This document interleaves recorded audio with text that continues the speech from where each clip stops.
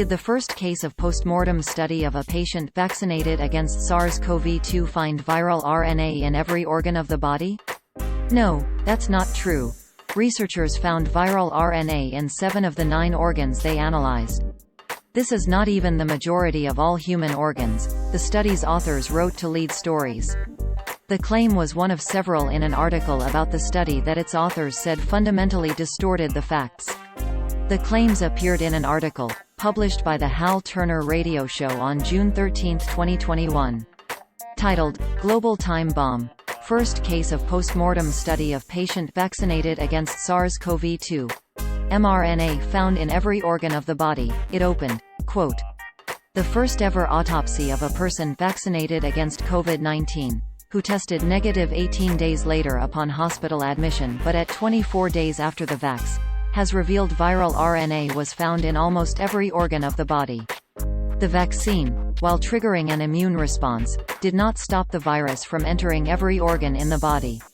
End quote. Users on social media saw this title, description and thumbnail, quote, Global Time Bomb.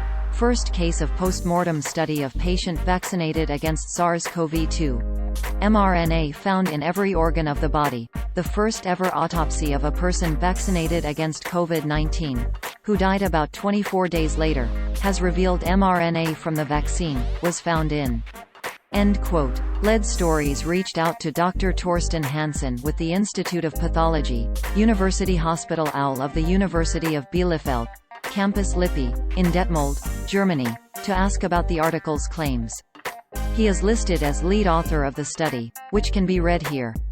In an emailed statement on June 17, 2021, the study's authors wrote, quote, the conclusions made by Turner based on our case report are absolutely misleading and in particular nearly always completely contradictory to our suggestions. End quote. And later, quote, it is with great dismay that we distance ourselves from Turner's distorted presentation of the facts. End quote. The researchers made several points, the first of which was to stress that the study was a case report, a type of medical publication that describes an extraordinary patient history or specific feature. Results of such reports should be interpreted with great care. In order to draw general conclusions about patients vaccinated against the virus, they wrote, a much larger group would be needed. Second, the authors pointed out, as is clear from the study, that the patient only received the first dose of the Pfizer-BioNTech COVID-19 vaccine, which requires 2 doses. They wrote, quote, in particular, this fact has been completely ignored by Turner. Thus, it is well known that immunogenicity against SARS-CoV-2 is fully established not before 2 weeks after the second vaccination.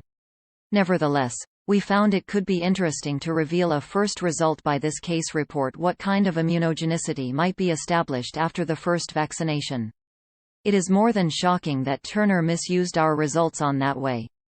End quote. Third, they disputed the article's assertion that the vaccinated man actually got COVID.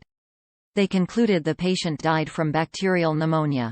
Researchers drew a distinction between COVID-19, the disease, and SARS-CoV-2, which is the virus that causes the disease. They wrote, quote, our patient, though being positive for SARS-CoV-2 did not die from COVID-19. We suggest immune response due to vaccination was able to prevent COVID-19. End quote. Relatedly, the authors took issue with the following statement in the article. Patient was given the vaccine. It got him hospitalized with ulcerative colitis due to blood clots. They said it was unclear how Turner would arrive at such a conclusion, given the study, and that they did not discover any specific finding that could be interpreted as a side effect of the shot. They wrote, quote, the patient did not suffer from ulcerative colitis, but from ischemic colitis.